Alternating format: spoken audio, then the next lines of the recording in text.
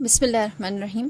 میں تھوڑا سا مقدمہ بتاتی چلوں کہ شیطان جو ہے در حقیقت وہ جیسے سب جانتے ہیں کہ وہ اللہ کی ایک اچھی مخلوق تھا، اور پھر اس کے بعد جب اسے کہا گیا سجدہ کرنے کے لیے اور ساری بات ہوئی تب اس سے گناہ ہوا اور اسے نکالا گیا۔ جب اسے نکالا گیا تو اس نے پروردگار عالم سے یہ کہا کہ پروردگار میں تیری سلطنت سے نکلتا ہوں، یعنی جنت سے نکلتا ہوں، لیکن جب میں تیری جنت سے نکلتا ہوں اور میں اطراف میں نظر کرتا ہوں، آگے پیچھے دیکھتا ہوں، تو مجھے کہیں پر بھی تیرے سوا کچھ نظر نہیں آتا۔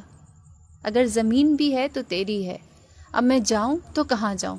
تو اس وقت اس نے سب سے پہلے مکان کا سوال کیا کہ میں رہوں گا کہاں پہ؟ تو کہا یہ گیا، جواب یہ آیا کہ جس جگہ پر بھی گناہ ہوگا وہ تیرا مکان ہوگا۔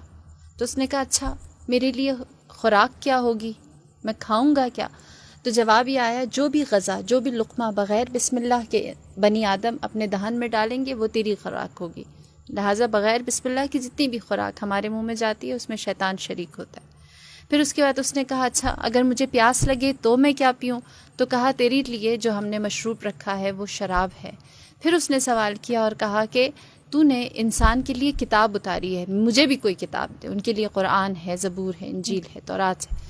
تو اس وقت کہا یہ گیا کہ تمہارے لیے جادو ٹونا کی کتاب ہے۔ پھر اس نے سوال کیا اور کہا کہ تو نے انسان کے لیے دعا کا راستہ رکھا ہے، وہ جو 4 سمتوں سے اس کے اختیار دیا گیا ہے، اور اللہ نے جو 2 سمتیں انسان کے لیے رکھی ہیں، ایک دعا اور دوسرا سجدہ ہے، صحیح۔ تو ان کو ہتھیار دیا ہے دعا کا اور سجدے کا، مجھے بھی ہتھیار چاہیے۔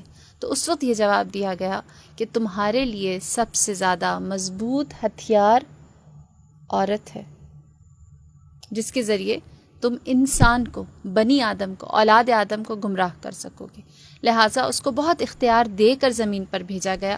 اور پھر یہ کہا گیا، جیسے ماریہ نے بھی اشارہ کیا، اس نے کہا کہ میں چاہتا ہوں خدایا میں نے تیری اتنا عرصہ عبادت کی ہے، 40,000 سال زمین پر کی، 40,000 سال آسمان پر کی، 40,000 سال پہلے آسمان پر کی، اور اسی طرح پورا لمبا سلسلہ ہے، 7 آسمانوں پر اس نے اللہ کی عبادت کی۔ میں نے اتنی عبادت کی، مجھے اس کی جزا کیا ملے گی؟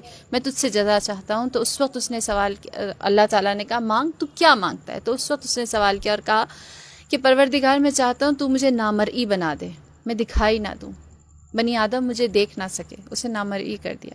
پھر اس نے کہا کہ مجھے اس بات کا اختیار دے کہ میں جو انسان کے ذہن میں خیالات خطور کرتے ہیں اس میں وسوسہ ڈال سکوں، لہٰذا اسے یہ اختیار بھی دے دیا گیا۔ پھر اس نے کہا کہ پروردگار مجھے یہ اختیار دے کہ میں انسان کے خون میں روان ہو جاؤں۔ بس اس سے کہا گیا تیرے اعمال کی جزا یہ ہے کہ انسان کے خون میں رواں ہو جائے۔ پھر اس کے بعد اس نے سوال کیا اور کہا کہ مجھے آخری اختیار یہ چاہیے ہے کہ انسان کے اوپر جب قبض روح کی جائے گی اس وقت مجھے اجازت دے کہ میں وقت آخر انسان کی قبض روح کے وقت اس پر آؤں اور اس سے وہ چیز منواؤں جو میں منوانا چاہتا ہوں۔ لہٰذا شیطان کو یہ اختیار بھی دیا گیا۔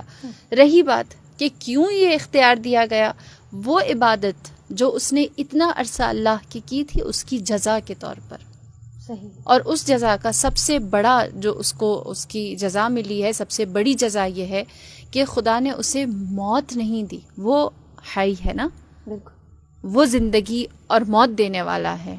اس نے اس سے موت نہیں ڈالی اس کے اوپر، اس سے کہا تو زندہ ہے۔ بس خدا نے اپنے دشمن کے ساتھ بھی انصاف کیا ہے۔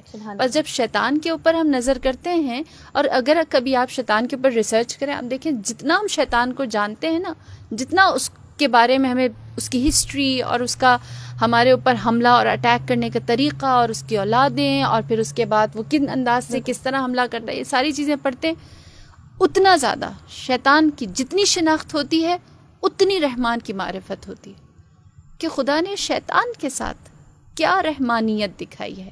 بس اس کی سب سے بڑی وجہ یہ تھی کہ خدا رحمان و رحیم اور منصف اور انصاف کرنے والے نے اس کو اس کے اعمال کی جزا کے طور پر جو اس نے مانگا سب کچھ دے کر مسلح کر کے بھیج دیا۔ اور پھر پروردگار عالم نے کہا کہ اے شیطان تو عابدین کو بھی اپنے جال میں پھنسا سکے گا، تو زاہدین کو بھی، تو علماء کو بھی پھنسا سکے گا، جہاد کرنے والوں کو بھی، لیکن میرے مخلص بندے تیرے اختیار میں نہیں آئیں گے۔ بہت